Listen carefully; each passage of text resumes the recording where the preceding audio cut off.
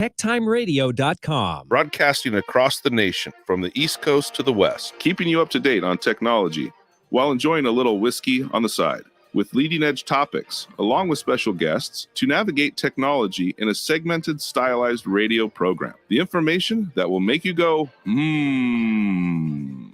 Pull up a seat, raise a glass with our hosts as we spend the next hour talking about technology for the common person.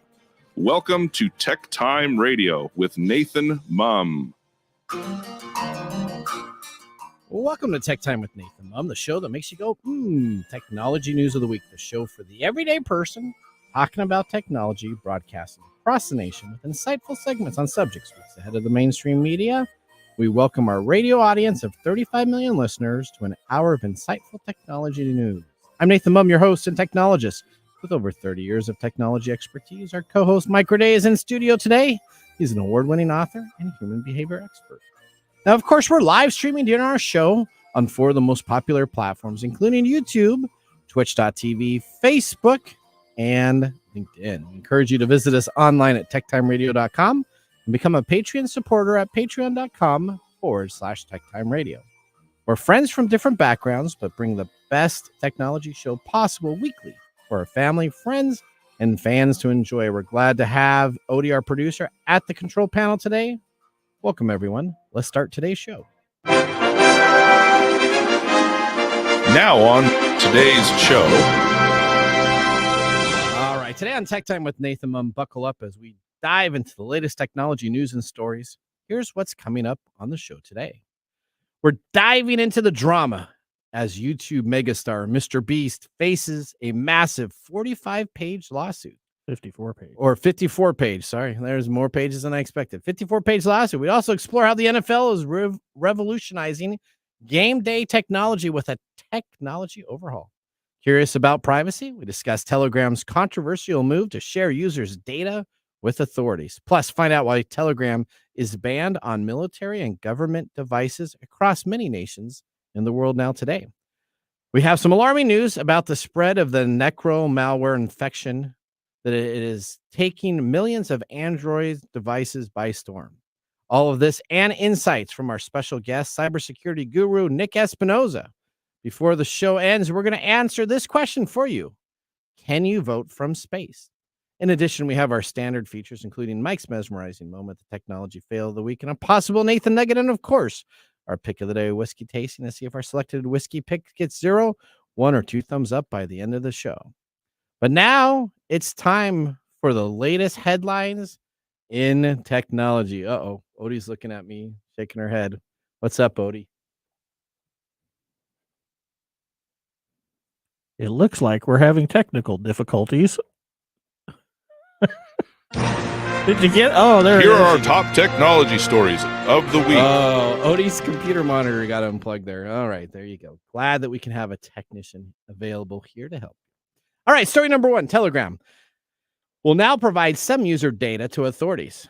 This now shows how a platform can be careful about what they say, but when you use a free platform, you need to understand that your data and privacy is not necessarily always going to be free. We're going to take a look at some of the legal issues of all of a sudden a CEO's change of mind, and he puts out a new terms of service, and all that data is no longer there.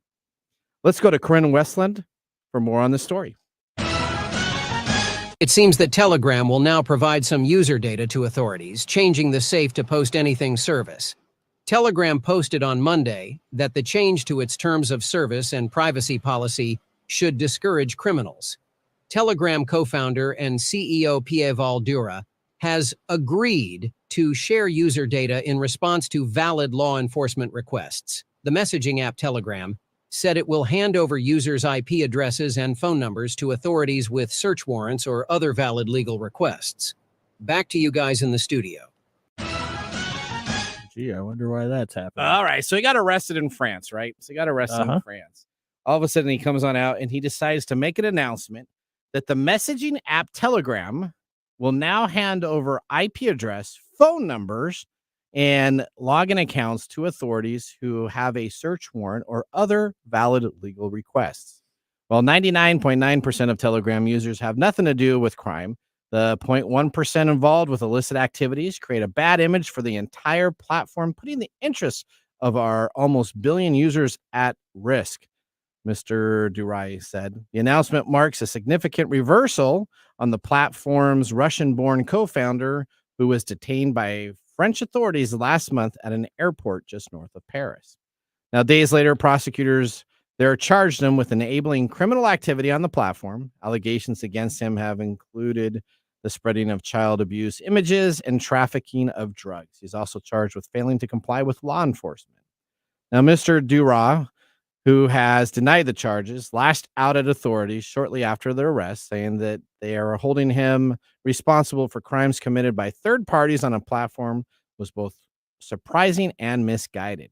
Critics say Telegram has become a hotbed of misinformation and, of course, child pornography, terror-related activity contents, and the feature that allows groups to have 200,000 members. Now, Meta's owned WhatsApp, by contrast, limits the size of groups to 1,000 people. Now, Telegram was scrutinized last month for hosting far-right channels that contributed to violence in English cities. Earlier this week, Ukraine banned the app on state-issued devices in a bid to minimize threats posed by Russia. The arrest of the 39-year-old chief executive has sparked debate about the future of the free speech protection on the internet. Telegram's marketing as a platform that would resist government demands attracted people that wanted to feel safe, sharing their political views in places like Russia, Belarus, and the Middle East, experts said. Many now, though, are scrutinizing Telegram's announcement. Telegram is in a very unique procurement here, Mike. So here's what they did. They told all their users that their data would be there, available, secure, hidden from political agendas. You can talk whatever you wanted as their marketing kind of speech. Now, it is a free service. So terms of engagement and the terms for the contracts can change at any time. And then on Monday, they essentially said that they're opening up everything in their database available for people to use, to have legal searches done. So think of all those people that were on this platform that said stuff that they shouldn't have, that now could be held liable. I don't need to think about them. Okay. I mean, that's just part and parcel to all the irresponsible things that we see with these things. Okay, so what have we said on the show a lot of times? If it's free, you need to watch. You should always watch what you're doing, because anything you do on the internet can be captured at any time, right? Yeah. So you got to be careful. You cannot, if you're using a free service and they say it's going to be free and this is political freedom, you can talk whatever you want. You have to understand at any time, if they change their terms of engagement on what you're using for their services, it's free. You can either opt out, we can, or you automatically opt in by using the services, and then you're held liable for what you say. Well, we can make some assumptions that this change was based on not just activities that have occurred with the use of this service, but that they took it to the guy in charge and he's like, I don't want any more of this heat.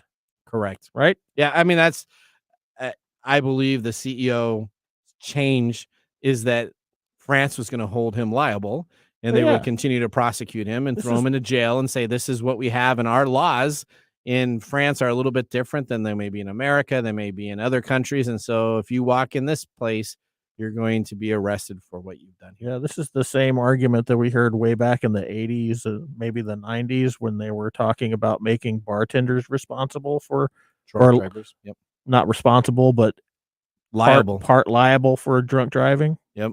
So we heard a lot of the same arguments back then. So the biggest thing you should always know is if you're using a free service, right? Understand the reason it's free is because at any time they could sell your data. They could be compromised. Anything that you shouldn't say on the internet, don't put on the internet. Don't do that. I mean, it's a very simple, it is the least secure place to put information. And Nick Espinosa will be talking about that later in the show today. Don't be putting your drama information on the internet. Keep your dirty laundry at home where it belongs. Right. All right. Okay. Speaking of, well, maybe not dirty laundry, but speaking of laundry. Horrible segue. Well, no, laundry. Horrible Have you segue. ever thrown a yellow flag if you're at an NFL game That's and you not throw dirty, a yellow that's flag? not dirty laundry. That's called laundry on the field. If you watch the Seahawks game with all the holding calls, they throw a gazillion yellow flags against us. So Okay. The NFL launches face scanning technology for fans and game day staff in Atlanta at Mercedes-Benz Stadium, Oh boy. Okay. which you have quite the opinion Yeah, on. Keep on yeah, reading we about it. already I know do. you. So I the- do. Ooh, The NFL security division will pilot a facial authentication system for credentialed working staff and guests who elect to be scanned at 6 stadiums this season, part of a project that could eventually affect thousands of people in every market. The goal is to ultimately digitize the system by which workers, vendors, media, and fans at games prove they are permitted in various parts of a venue at different times. There's a lot of holes in the system, said NFL security Kathy Lanier, who has been developing this project for 2 years. It's a system that's outdated and has a lot of vulnerabilities. It's easy to pass a fake credential off. It's difficult for security personnel to read a complex credential that's got 27 different codes on it. End quote. They're talking about the old system. They're Mhm. talking about the old system. Okay. They intend to replace a system of humans examining plastic credentials with a barcode, a user-submitted digital photo, and software.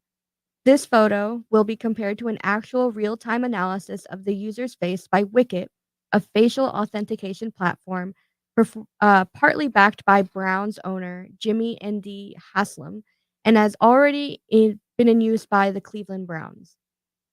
But who owns this data, how it is secured, and is giving access to an NFL security team the best security practices? Oh boy. Okay, Nick- everybody Nick- duck and cover. Here it comes. all right. So Nick is backstage right now, probably doing this right now. He's like, what the heck? Okay. So I used to work at an organization that oversaw an NFL team Mhm, and a basketball team. mhm. And their technical staff, I'm not trying to be mean about the staff, but it was far, what do I want to say? Far lower than what I would have at most Expected. IT private and even public organizations. So there's a scale of IT experts.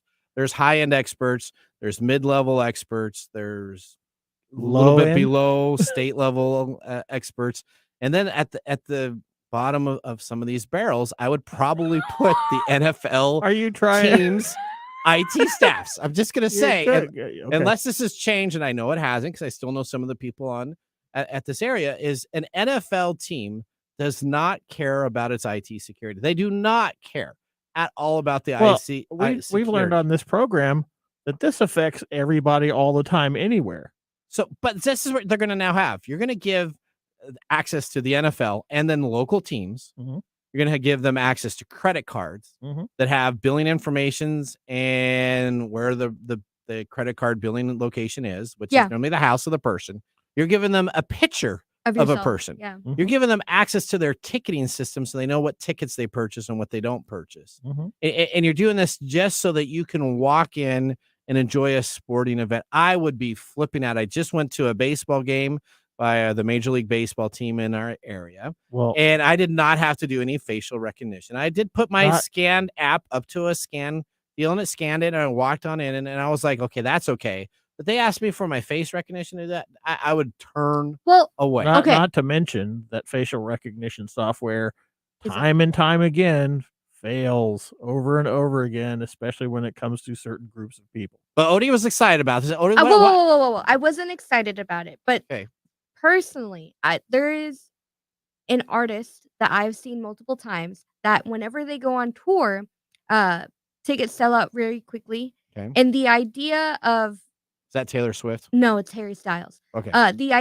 One of the things that was happening was that people were buying resale tickets, Yeah. and then they would show up to the venue with the ticket, and they would say that it was already used. Okay. So, with this facial recognition thing, it would be nice to secure that nobody else can then hack the ticket and go in for free. Essentially, that's the only nice thing about it. You know that this is the problem. This is the problem with this kind of stuff because it's always a small group of people Mhm. who are refusing to do what is necessary, and then a small group of people who are trying to exploit it that makes everything bad for everybody else. Right. So in Atlanta now, they're all talking about how they could check out beer and you could just look at the But face even- and you walk out. It should be quicker. So I got their ideas. But even then, the whole walkout thing, just walk out with your food, that's all a sham as well. It is. You And I was know? at a baseball game, and they had this Amazon service. Mhm. And as I walked out, so you'll name Amazon. Like Amazon Go. yeah. And so as I walked out, I said, the lady said, well, we got that taken care of because of the system. We can do everything. Right. And they had 7 cameras. And I looked at her and I said, so you mean the people from India are going to watch and make sure that when I walk out of this, they have it? And the lady put her head down in shame and said, yeah. Yeah. And so I walked out, and I was just, Well, So I'm going to ask Nick this. Do you think an NFL team where the NFL is a great place to have facial pictures with all of this I don't know. information? Is facial recognition really helpful? I'd rather have it anywhere? on TikTok. I'll just say this right now. I'd have it on TikTok because at least everybody's concerned about TikTok and has their eyes on TikTok. And it's going to be like, this is what I mean. I probably feel safer taking my picture and giving it to China on TikTok, knowing that at least there's some safeguards in there than the NFL. What am I giving away? What did I click on to give my picture away? Some little thing that said, here I go. I can use my likeness. I can do blah, blah, blah, blah, blah. I didn't pay any attention to it. Okay, calm down. Take a breath. Ugh. Not a Drink good some idea. water. Please. I can't see that. I can't see it being like the new norm for sure. I don't know. Stop. And 3 years from poking now, I the- bet you No, there'll because be a requirement. I think there'll be a no, requirement. listen, You're kicking a hornet's nest up. hold on. I used to work in retail, and people would lose their minds over giving them their phone number. Yeah. You know, imagine giving your face, and they would always say like, "I don't want people to track me." Dude, you've got an ID. You're already being tracked by the government. You got a phone. You're already being tracked. Yep. It's nothing new. Breathe, people. Okay. Breathe. My bad. Well, that gets even better with story number 3, huh? Michael? What do you got here now, Mr. Oh, Gordon? I don't know. Do any of you know Jimmy Donaldson? No. Who's Jimmy Donaldson? Oh, yeah. Okay. Who's Jimmy Donaldson? Does The YouTube's biggest influencer, Jimmy Donaldson, aka Mr. Beast. Oh, Mr. Beast. Well, You of know course I know Mr. Mr. right? Beast. Okay. He and Amazon's biggest reality star are now facing a 54-page lawsuit. Oh, okay. I don't know if you've heard of this. It's a reality TV program that Amazon has been producing for Mr. Beast. Yeah, there's a big. We talked about it as in one of our Tech Time stories, saying that it was going to come on out. That they did this big multi-year deal for this reality show. It's supposed to be the biggest reality show ever with the most money to win. Yes. And this is apparently another example of how these folks sort of overreach themselves. Okay. At any rate, 5 female contestants on the upcoming Prime Video show Beast Games are launching legal action against his production company, Mr. B 2024, and Amazon in Los Angeles. Billed as the largest ever reality competition series, 1,000 contestants are set to compete for a $5 million prize when the show airs, or if it does. The lawsuit has plunged the show into a crisis right now, so we'll see if it ever makes it past. You know what? This is horrible because people come on these shows, and I know this for game show etiquette because I used to watch Wheel of Fortune and Price is Right, and when I tried for Price is Right. Do you know that the contestants that do all this filming only get paid after the announcement of the winner itself? So if all these people went to win $5 million and this does not air, that means that contestant will not win the $5 million. That's true, but they also need to be given basic stuff. Okay. I agree. Okay. So, among many redacted pages, the legal documents includes allegations that they were particularly and collectively suffered in an environment that was systematically fostering a culture of misogyny and sexism. They also have allegations of being overfed or underfed and overtired. Meals were provided sporadically and sparsely, which endangered the health and welfare of the contestants. I've actually been following this for a while, so I've heard this over and over again. Okay. Now, do you watch a bunch of Mr. Beast videos? I don't know him. I don't like him. I don't watch him. Okay. So If I may interject, Yeah. that has to do with the whole reality TV thing that they're being underpaid and undervalued for something that's making them a whole lot of money. Yep. The same people the contestants that were on like Love is Blind and The Bachelor are now coming together and actually suing the big companies. Yeah, because, I don't think they should Wow. sue. I think they should just stop making reality TV shows. They're trash. Hey. well, no, but they're entertaining, but they should be What about valued. Housewives? Oh my gosh. I don't like them You at know- all. Okay. I think they are the picture of the worst human viewpoints that we can. I'm a we can reality watch. show junkie. I am just too. don't like them. Survivor, I love Survivor. So those people have come together and Yeah. they've decided to now make a new guideline of what is needed for those reality TV. What happens in sets. Survivor when you're out there and you don't have any rice and any food for like 3 Somebody days? gives you food. Those Yeah. people aren't going without food. Well, Naked and afraid, those people aren't going around without some form of protection or medical care.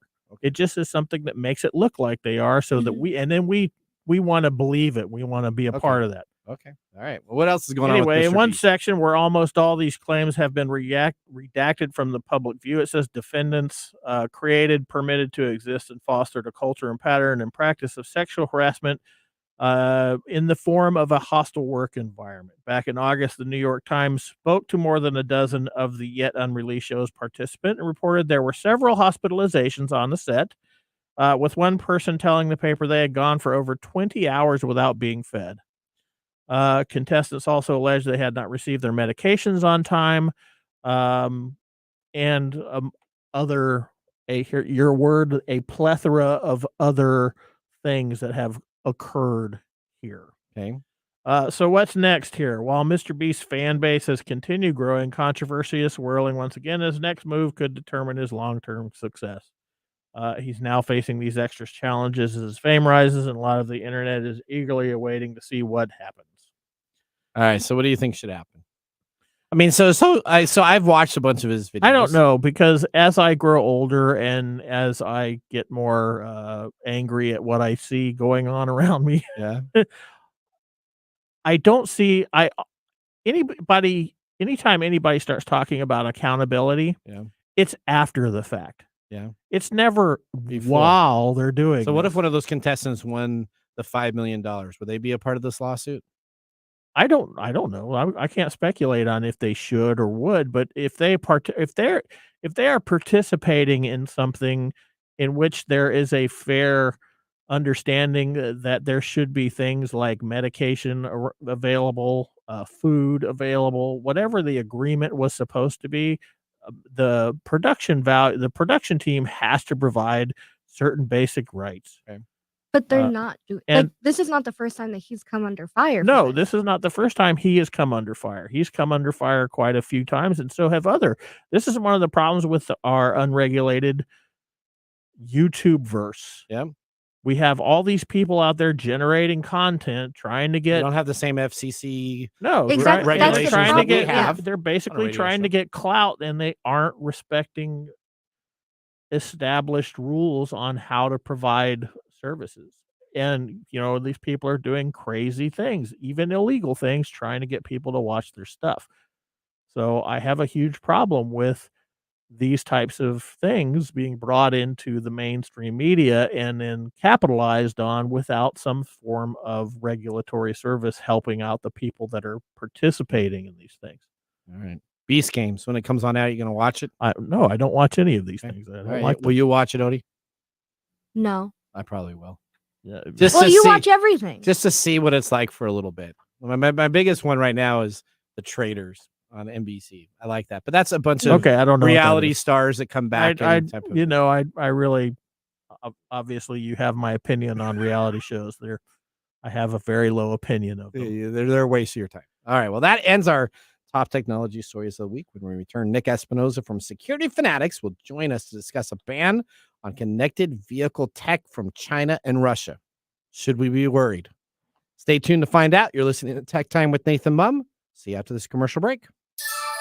This is Mark And Greg, for Copiers Northwest with a terrific offer. called Printer Care Plus. It's simple. Buy HP printer cartridges from Copiers Northwest and we'll service your current printers for free. That sounds too good to be true. It's made possible due to our HP Copiers Northwest relationship. Copiers Northwest is an HP Platinum partner. One of only 2 in the entire Northwest. And now with Printer Care Plus, Copiers Northwest will provide free printer service. as long as they purchase genuine HP cartridges from Copiers Northwest That's right. IT departments no longer have to service printers. or fix paper jams with Printer Care Plus. They can focus on more strategic initiatives. And let our experienced technicians keep their HP printers up and running. Sounds like a love-love relationship for IT departments. Don't get too carried away. So how do they get more details on Printer Care Plus? Call Copiers Northwest today, 206-282-1200, or visit copiersnw.com.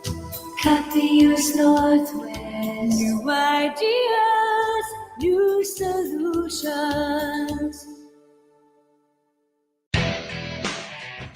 Welcome back to Tech Time with Nathan Mumm. Our weekly show covers the top technology subjects without any political agenda. We verify the facts and we do it with a sense of humor in less than 60 minutes. And of course, with a little whiskey on the side. Today, Mark Gregoire, a whiskey connoisseur, is back in the studio. Oh boy, oh boy. I just oh have boy. one question, Mark. Why? What did I do? What are to we you? tasting today? Today, my German isn't too good, but I will try. It is Koenig Kirschweiser. Is that And what it is? that is what it is. It's a Okay. cherry brandy. Now, from Koenig's website, they said this is a blend of sweet and tart cherries, which is the perfect combination for making this classic dry fruit brandy known as Kirschweiser. Traditionally used in Swiss cheese fondue, it is a wonderful addition to a variety of sweet and savory recipes. As we mentioned, this is from the Koenig Distillery. They are located in Caldwell, Idaho. So this is locally made in the U.S. This is a fruit brandy or an eau de vie. It's non-age stated because it's not really aged at all, as you can tell by looking at it. It is 84 proof. The mash bill is made from cherries, water, and yeast. Pretty simple. And it's $26. It tastes like $26.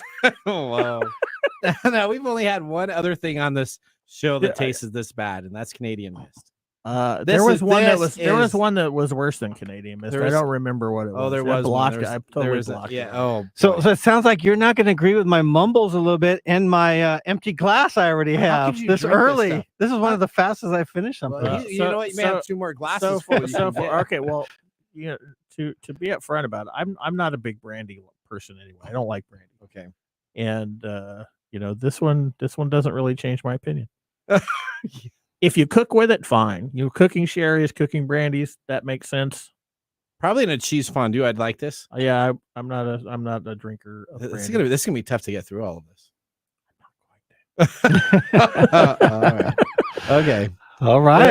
I guess this has to. But that's do... okay, Mark. No, we did not run out of whiskey. We have tons more whiskey. So, so that has to do something with the day today. Is that why? It's Ding, here? ding, ding, ding. Okay, Nathan's all right. getting smart. When it's non-whiskey, it's usually related to the day. All right. With our And first, especially if it's on my shelf. there you go. Fondue day. You just gotta get through it, Mike. That's fine. With our first whiskey, with our first brandy tasting completed, let's move on to our feature segment. Today, our technology expert, Nick Espinosa, is joining the show.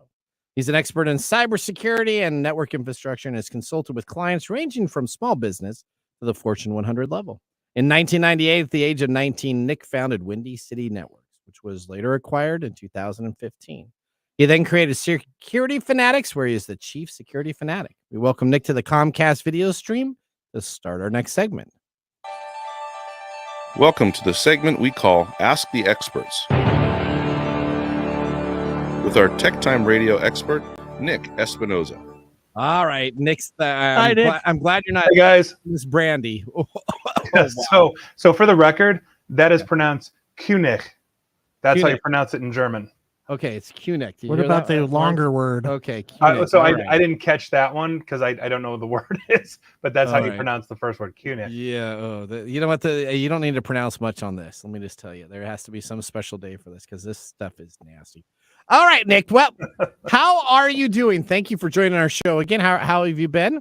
Just living the hacking dream. That's Living the hacking. all I'm There's doing. so much now. I remember when we first started this show for almost 5 years ago, and hacking was out there for information's 2 or 3 pages. You can find the information. It wasn't any mainstream stories. Now you can just go to Bleeping Computers. You can find it everywhere. Everywhere. But we have you on to help us distinguish what's real, what's not real, and what's going on. So we got a lot to cover today. Let's get started. The U.S. proposed a ban on connected vehicle tech from China and Russia. Explain what's this all about, Nick. Yeah, and actually, I think this one makes a good amount of sense. And essentially what the government said in their statement, and I'll quote real quick, the proposed rule focuses on hardware and software integrated into vehicle connectivity systems. and software integrated into automated driving systems. These are the critical systems that, through specific hardware and software, allow for external connectivity and autonomous driving capabilities in connected vehicles. Now, basically, what they're talking about here is Russia and China could potentially capture sensitive data like GPS locations and also remotely manipulate cars on American roads. Think about it this way. A couple of colleagues of mine, before the pandemic, that's how far back this goes, from about 2 miles away on a test track, hijacked a Jeep Grand Cherokee and was able to slam on the brakes and essentially make it do things that the Jeep and the driver of the Jeep Grand Cherokee essentially didn't want it to do. Cars are so interconnected, and as we come up with autonomous driving systems, look at Tesla and their wondrous, perfect, never had a problem automated vehicle system. Imagine a foreign country being able to hack into that, like the president's limo, for example, and have it drive off a bridge. So this is actually a really good thing, I think, overarchingly, and it really basically dovetails with what is known originally as the McCain Act, which said there are specific technologies in China and from other foreign countries that are not allowed to be integrated into U.S. government systems, but this is going nationwide. Imagine every Tesla being able to be hijacked and then blow every red light in the country, causing mass chaos. So that's what we're talking about here. I think this is obviously a really good thing, and essentially the import and sale of vehicles with this autonomous, the systems would essentially be prohibited, with technology from Russia and China. So I think that is a really good thing. That was in a movie too. I don't know. It's called "Leave the World Behind." Oh, was it? I've never seen it. Never seen it. It has a scene where all these Teslas are just speeding down the highway. Oh, and I did see crashing that. Yeah, then they all there's crashed, like yeah. this whole big backup of crashed Teslas. Yeah, I would. Would you? I wouldn't buy a Tesla to begin with, and I wouldn't buy a Cybertruck ever as my life depended on. Nor would I. Yeah. Okay, so is there going to be some type of regulation? Do you think, Nick, that's going to come on out that says that you pass this amount and then you don't do this amount, and these cars are good, but these cars are not? And yeah. So I think what's going to happen is essentially what they're going to do is tack on to the McCain bill for this, and essentially say we're going to carve out a specific subset of this. Now, interestingly enough, if you want to talk about bipartisanship in the U.S. government, when it's come to security, or rather cybersecurity in this case, it's usually been pretty bipartisan. At the end of the Trump administration, almost unanimously, because there's a couple of cranks that are always going to hold out, right, in Congress, but almost unanimously they voted for an IoT security bill to protect the government. And so this is kind of low-hanging fruit, and both Republicans and Democrats are pretty much on board with stuff like this. So I totally see this passing. Okay, perfect. All right, that's good. It's nice to see that our government can sometimes work together. Yes. All right, next we're going to talk about Meta. Yeah, that's right. Meta banning Russian state media outlet RT over foreign interference activity.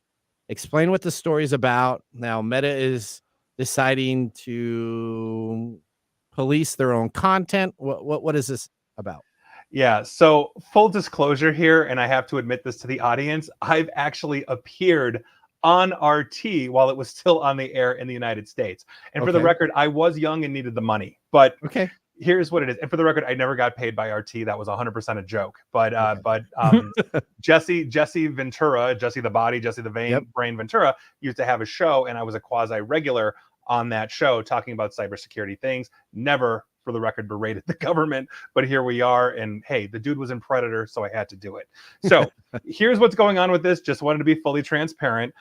Meta is actually banning RT, as you mentioned, but they're also banning others, Rossiya Segonya and some other Russian state media outlets from their platforms. And Meta's platforms, obviously TikTok, not TikTok, Facebook, Instagram, Threads, WhatsApp, all that kind of stuff. And basically they're saying that these outlets are using deceptive tactics to carry out covert influence operations online. In other words, water is wet, the sky is blue, and today ends in Y. So this is long overdue. And this ban, which obviously Putin and the Kremlin aren't a fan of, so naturally we should be fans of it. This is a huge escalation in terms of the world's largest social media platform that is essentially against Russian state media. And this is after years of just limited steps, blocking outlets, all this kind of stuff. This blanket ban is way overdue. And prior to the ban, for the record, RT here in the United States, or I should say globally, had more than 7.2 million followers on Facebook and more than 1 million followers on Instagram. And RT is still running, even though essentially under the First Amendment, and this is interesting, after the invasion of Ukraine, the United States government did not outlaw RT, but the private corporations that distribute content such as ABC, NBC, RT, et cetera, chose to drop them. And so they effectively ended the operations across the United States. Remember, if they didn't, RT would still be on the air here because we have a First Amendment that protects them. And so here we are. I think this is a great move again because Facebook, quite frankly, is the largest purveyor of disinformation on the planet. And so here we go. So we'll see what happens. All right. Well, you know what? We don't get any easier. We're going to go right into an Android malware issue that has affected 11 million devices, all because of the Google Play Store. Explain what's going on with this right now. Yeah, so the infection we're talking about is Necro, as in necromancer, Necronomicon, whatever you want it, Necro. Now, this has honestly been around for a while, but it's making news again because, like all effective malicious software, it got a huge upgrade and deployment. Now, essentially what Necro does, and heads up Android users, although to be fair, iPhone users, you've got your own issues with infections as well, so listen up as well. Necro basically installs several different what we call payloads into your device and then activates various malicious things. So, for example, it will load adware, both visible and invisible, into your phone. It can execute remote commands to make your phone download things or make your phone do things that you don't want it to do, such as sideload in or install other applications, send data out, all this kind of stuff. It also has built-in tools that are specifically designed to facilitate subscription fraud. So it can sign you up for things potentially that you don't want, therefore dinging your account because you might have Google Wallet or Apple Pay or Samsung Pay or any one of the online payment services. And it also has mechanisms that use infected devices as proxies to route malicious traffic. So you think you're going to, google.com, wherever you're going, and it's actually taking you somewhere else that might look like where you're supposed to go, but then have the ability to steal more of your information. And it's been seen in the wild already. So where it was first caught was on two different apps in the Google Play Store, which is Wuda Camera by a company called BenQ. This is a photo editing and beautification tool that has over 10 million downloads, and another one called Max Browser by a company called WA Message Recover WAMR, and that right there should be a flag for anybody, but apparently not for a million people because they downloaded it basically until Google Play removed it, but that doesn't take it off from the device. So heads up. Yeah, once you load it on the device, it's got the executables on there. Even if you uninstall it, that application, the other applications that loaded on the back end are already loaded in there. Well, what happens? What happens if I were like that one guy who just downloaded all those things and now it's on my phone? So if your phone gets infected, the only thing you can do is you can restart over on your phone and you have to reload all your apps. Yeah. Now, which is nice about this is if you do have a Google account, it'll save what applications you had on there. So as long as you knew what application it was, you could remove it first, then you restart your phone and come all back over brand new. And then it'll probably be running 10 times quicker. And then you don't have Nathan, that's the only way to do it. That's the other issue though too, is because Necro side loads, if you are backing everything up, in this case to Google's cloud, same with Apple doing it to iCloud, et cetera, because it's side loading so many other things, you might catch the initial application, but you may not catch the other applications that it's been installing. And so you go to wipe your phone, you restore from backup in the cloud, and boom, you're infected all over again.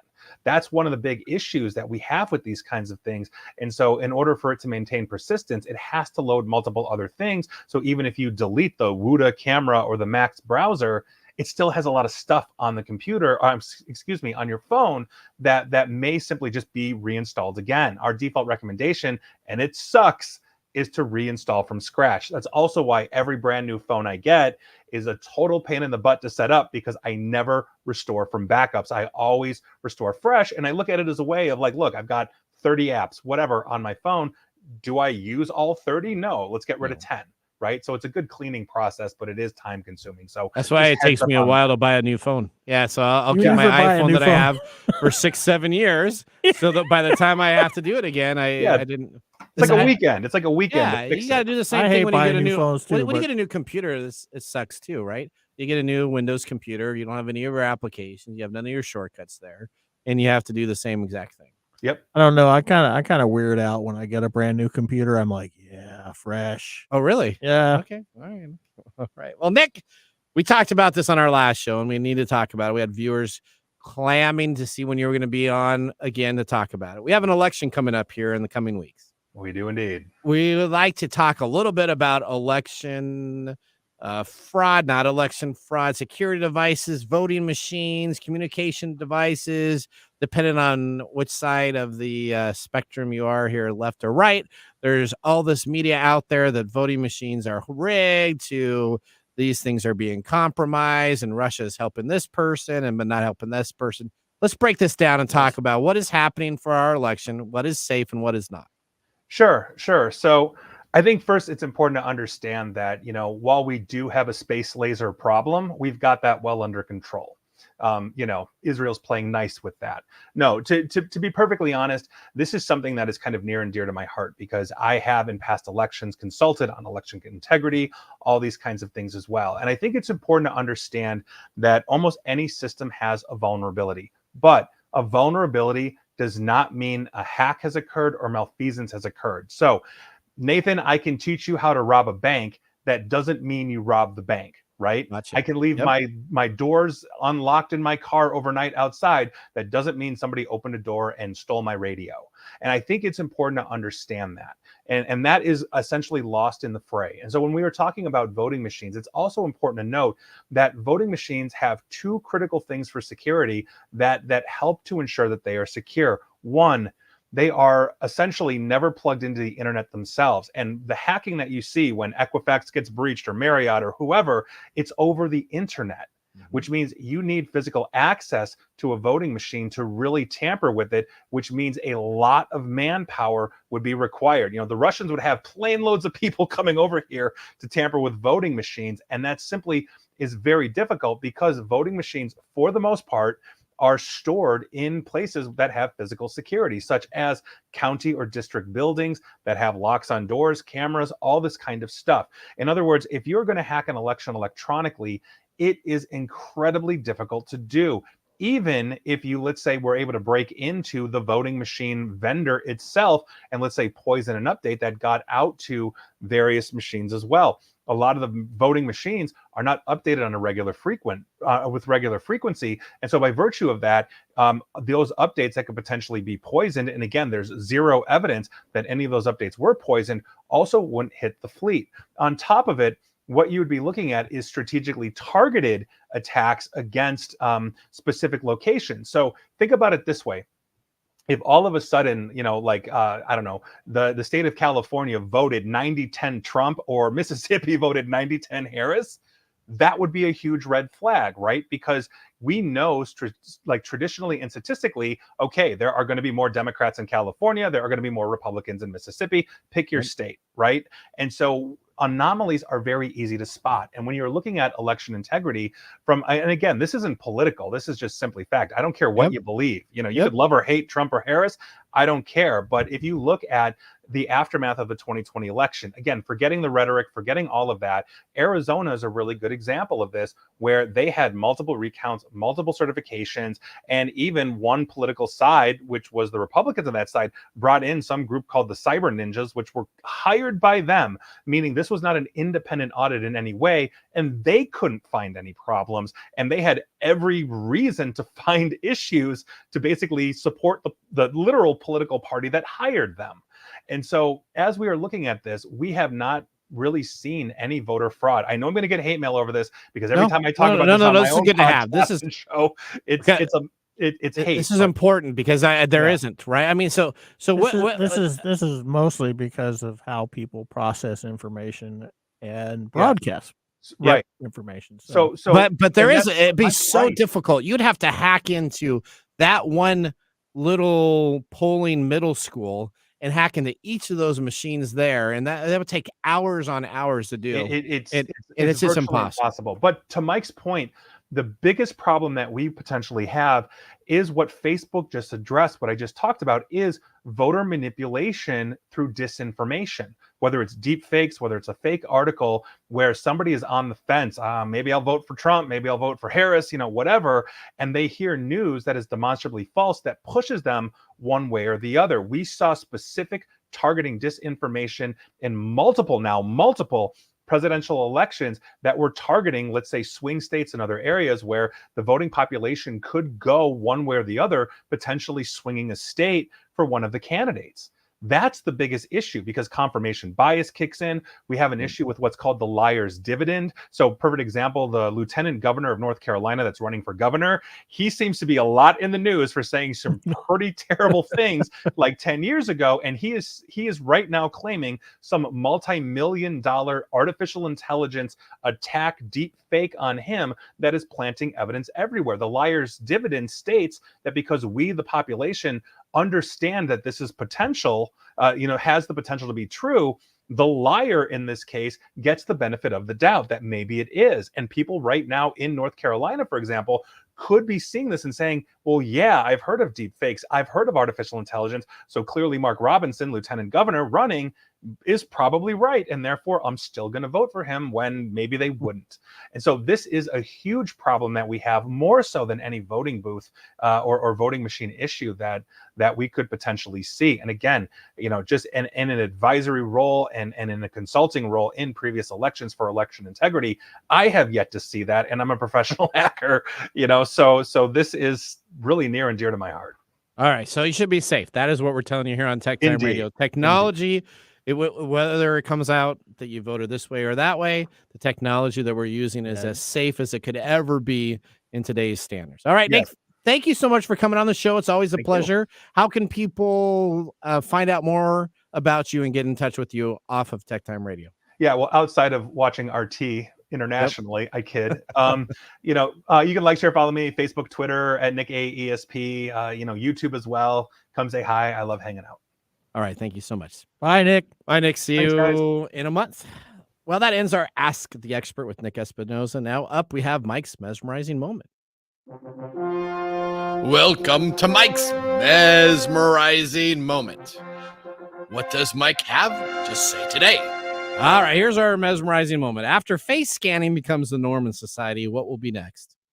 We talked about this last night. Yeah, I don't know why you like me to answer these questions. This is funny because you came up with some crazy ideas. What do you think is going to be next after face Well, scanning? we already got we can just look to our media centers to find out what people are thinking about. Remember, like Gattaca, you remember that movie where you had to basically prick your finger to get into this place, and because they scan your DNA. I think we'll see some olfactory things come out that supposedly detect your unique scent. Okay. We also have those DNA sniffers that some folks are using in law enforcement. Okay. So those are the next things you think that after we all put our faces out there. We're gonna keep coming up with these swell ways of overcoming security issues that supposedly exist or not. I don't know. All right. Well, we're going to take our last commercial break here. When we return, we have This Week in Technology. See you after this.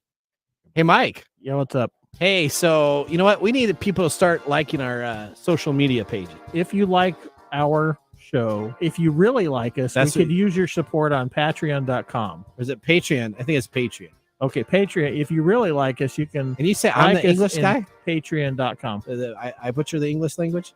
You butcher the English. Okay, so it's all the time. It's Patreon.com. Patreon.com. If you really like our show, you can subscribe to Patreon.com and help us out. Oh, and you can visit us on that Facebook platform. You know, the one that Zuckerberg owns? The one that we always bag on? Yeah, you can. We're on Facebook too. Yeah, like us on Facebook. You know what our Facebook page is? Tech Time Radio. At Tech Time Radio. Yeah. You know what? There's a trend here. It seems to be that there's a trend, and that's Tech Time Radio. Or you can even Instagram with us. And that's at Tech Time Radio. That's at Tech Time Radio. Or you can find us on TikTok. And it's Tech Time Radio. It's at Tech Time Radio. Like and subscribe to our social media. media. Like us today. We need you to like us. Like us and subscribe. That's it. That's it. That's that simple. And now, let's look back at this week in technology. All right. We're going to September 23rd, 2008. The first Android was introduced with the T-Mobile G1. Google and T-Mobile introduced the T-Mobile G1, the HTC Dream, the world's first Android-based smartphone. Released for $179 with a 2-year contract to T-Mobile, the Dream was the first commercially released device developed on the Google OS. Today, Android is the most popular smartphone platform based on raw sales. That was This Week in Technology. If you ever wanted to watch some Tech Time history with over 200 weekly broadcasts spanning 4+ years of video, podcasts, and blog information, visit us at techtimeradio.com to watch our older shows. Now we're going to move right into the Mark's Mumble.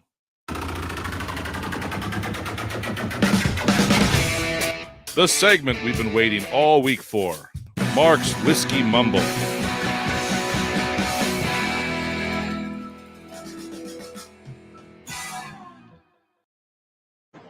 For That's our September signature 24th. dessert, Cherry's Jubilee. Sounds great.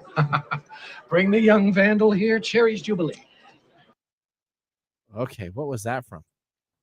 Uh, Cherry's Jubilee. I don't know. What was it? What was That was from a movie. Okay, what's the name of the movie? The Holdovers.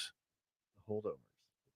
I don't think I've ever heard. I don't think I've ever watched that movie. Neither have I. Okay. Oh, recent movie. I believe that was last year. Okay, That was it a came good out. movie? Yeah, it was pretty good. Okay. All right, tell us what we got on the mumbles here. There must be some. Well, did you hear what they're talking about? It said cherries. Cherry Jubilee. Yeah. Is that what today is? That's Cherry what today Jubilee, is. Cherry Day. Cherry Jubilee Day. Oh, okay. What So is that? today celebrates a very unique dessert that deserves more love. Oh. Cherry Jubilee is a dish that involves cherries and liqueur, usually a brandy or the Curvasher. Kvassher. Oof. Okay. Kvassher? Which we were drinking today. So cherries are simply poached in a sugary syrup and served with a warm brandy, which is set on fire for a dramatic presentation as it is served. Cherry Jubilee was first served at one of the Jubilee celebrations of Queen Victoria, and the popularity for the dessert skyrocketed during her reign. Okay. Everything skyrocketed because Victoria liked it. That's right. She liked it. Everybody did it. Everybody did it. Okay. Now, Kirschwasser, also known as Kirsch, which I prefer, Okay. Is usually drunk neat, is traditionally served in a very small glass, and is taken as an aperitif. It is believed to have originated in the Black Forest regions of Germany in the 1600s by local farmers and craftsmen who are looking for ways to protect cherries from going stale over the course of the winter. In German, the phrase Kirschwasser literally translates to cherry water. Now, for me, the spirit is delightful to sip on occasionally and can be added to cocktails to make it more interesting. My favorite way to enjoy the spirit, though, is in Cherry Jubilee with a little ice cream on the side. Maybe so the Cherry delicious, Jubilee would be okay. and it's easy to make at home. Now, one quick tip if you do make this dessert, okay, don't use frozen cherries.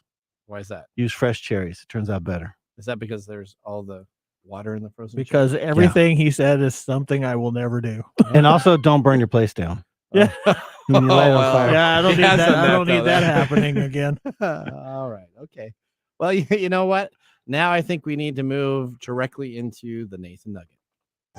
This is your Nugget of the Week. All right. We tease this. Do you know on the Boeing Starliner, astronauts are expected to enjoy Election Day with their votes?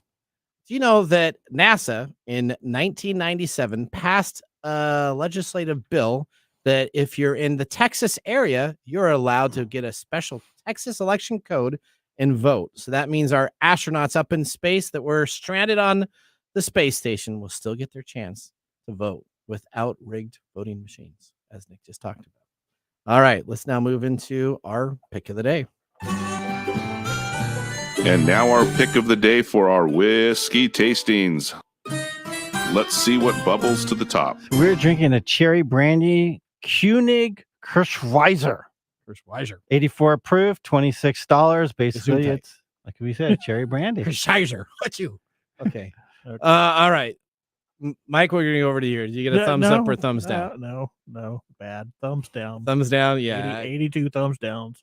Oh, wow. You I know what? I don't like it at all. It doesn't hit my palate. I'm going to put a thumbs down too. So it's been a while since Put it we've in had Cherry's Jubilee, light it on fire, delicious. I'll light it on fire. I don't know if I'll do anything other than that. I don't know. This was I was looking for whiskey and I got no whiskey. I'm gonna have to get one down at after show event to make sure I get my whiskey.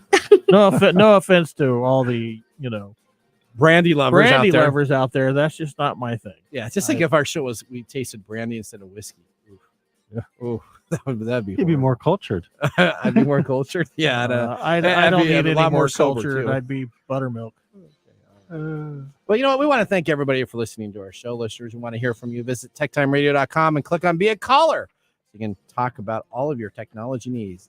Join us next week on the show where bytes collide, circuits sing, and geeks reign supreme. I'm your host, Nathan Mumm, signing off with a binary week. See you next week. Later. Bye-bye.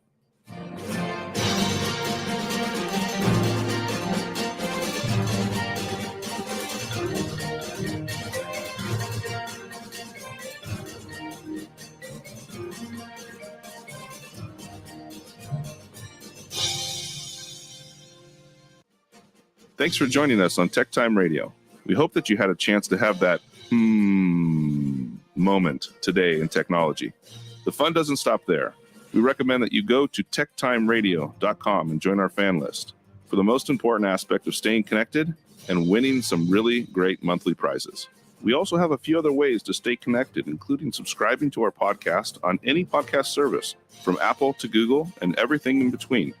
We're also on YouTube, so check us out on youtube.com/techtimeradio, all one word. We hope you enjoyed the show as much as we did making it for you. From all of us at TechTime Radio, remember, mum's the word. Have a safe and fantastic week.